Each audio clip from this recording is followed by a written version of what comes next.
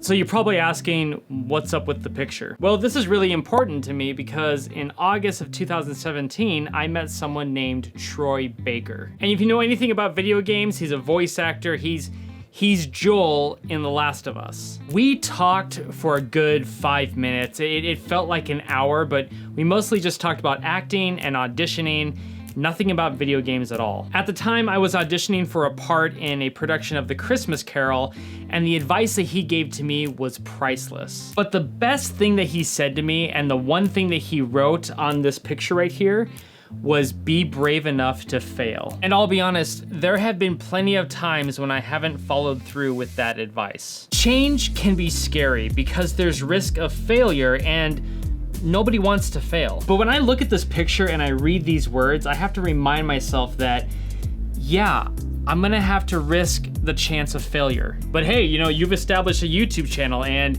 you've grown a community and stuff. That's not failing, right? Well, yeah, you're right, but I can only go so far without having to open up and do something different. In January of 2019, I started a YouTube channel called Tales of Azeroth. I've been trying to get into YouTube for a long time. I even made a bunch of weird videos in the past that you'll never see because now they're set to private. But I thought, hey, why not make a channel based off of obscure World of Warcraft content? Well, it worked. Day in and day out, I recorded, filmed, edited all these episodes to summarize the stuff that people have been skipping for so many years. And as the numbers went up in subscriptions and views, they soon came to a halt. That's when I started losing people. As World of Warcraft went through some tough times, so did I. That content creator fatigue that you hear about so much, it's a real thing. I started to worry that the channel wouldn't make it and that everything was about to start falling apart. Which brings us to now. I love making content.